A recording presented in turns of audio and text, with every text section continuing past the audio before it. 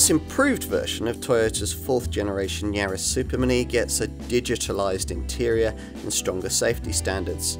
As before though, its biggest draw is its frugal, segment-leading 1.5 litre self-charging hybrid engine, which is now also available in an uprated 129 brake horsepower form. What was already a class act has just become genuinely hard to overlook. As before, the only engine on offer in the mainstream range is a 1.5 litre self-charging full hybrid petrol unit, but you can at least now get it with a choice of output. The original version of this Mark IV model featured this power plant in 114 horsepower form, and that continues with lower order variants. Pricier Yaris models though get this engine in the perkier 129 brake horsepower state of tune we're trying here, with torque increased by 30% from 141 to 185 Newton meters. That improves the 0 to 62 mph sprint time from the base version's 9.7 to 9.2 seconds. All Yaris models continue with the same eCVT auto gearbox, and the hybrid engine continues with its pleasing preference for reverting to battery power in urban driving whenever possible. As a result, the company expects that over 80% of urban journeys in this car will be able to be completed under electric power alone. As for efficiency, the mainstream 114 brake horsepower version of this power plant that most customers will be looking at manages up to 70.6 miles per gallon on the combined cycle and up to 91 grams per kilometre of CO2 with volume design trim. As before, there are 3 provided driving modes. You won't be bothering much with the electric-only EV option because due to the tiny 0.76 kilowatt-hour size of the powertrain's lithium-ion battery, it's only good for around 4 miles. Most of the time you'll be content to leave the car in eco, despite the fact that throttle response and climate control performance will be a touch restricted. For out-of-town use, there's the option of selecting power if you want to buffet your fuel figures, but motivate a little more petrol engine involvement to get where you're going a little faster.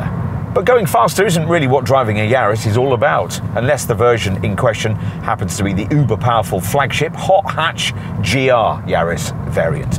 This shopping rocket derivative gets its own 257 brake horsepower, 1.6 litre, 3-cylinder turbo engine, the output of which has now increased to 276 brake horsepower.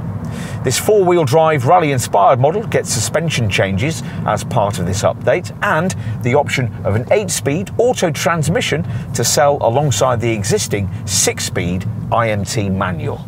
That GR model is a car we love, but a typical Yaris hybrid owner would probably hate it. It is, after all, so utterly opposite to the kind of small hatch this little Toyota tries to be in its mainstream form. Quiet, comfortable, easy to drive, and blessed with a tight 5.5 metre turning circle and turn on a sixpence manoeuvrability.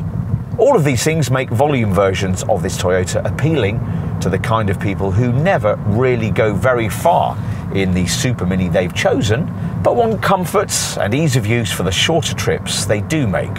In its original form, this 4th generation Yaris was able to reach out beyond these folk to those who might demand a little more from their small car, and the improved version of this model has been able to build on that.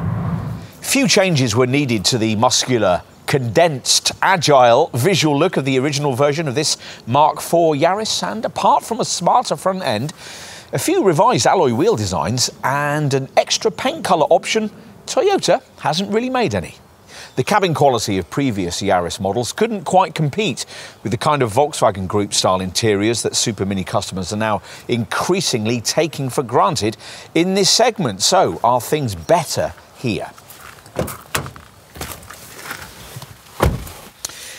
For sure, a big step forward's certainly been taken. Analog instrument dials have been replaced by a digital binnacle screen that'll be either 7 inches or, as in this case, 12.3 inches, depending on grade.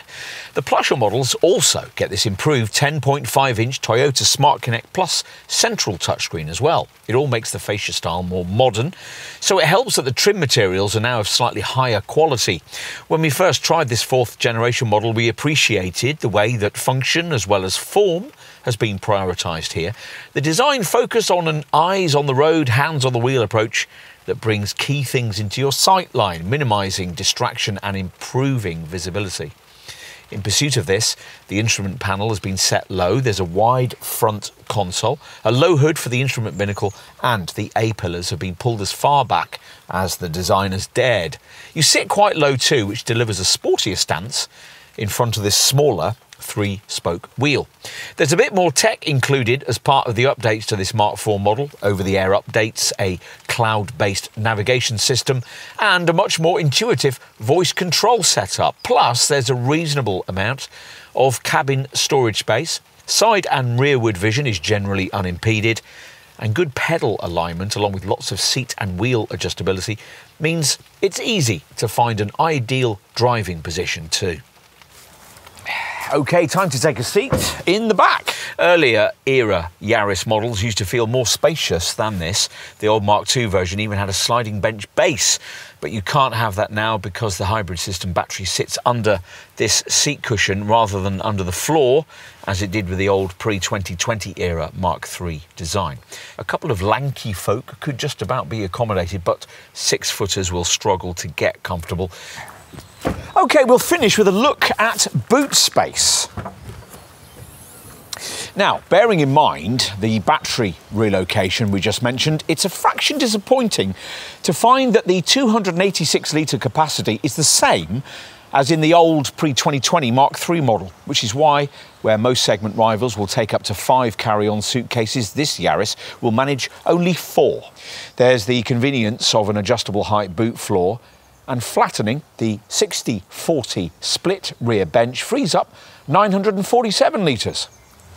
As before, most will still choose this hybrid Super Mini for its superb refinement, its regularly achievable 50 to 60 miles per gallon economy, and its tax-friendly CO2 readings. The difference now, though, is that those aren't the only reasons why you might want one. As an alternative to a baby battery-powered full electric small hatch, it may not be quite as good for the planet, but for most people, most of the time, it's by far the better all-round choice. And the bottom line, well, ask yourself what you really need a Super Mini for, and then see if this Yaris doesn't tick every single box.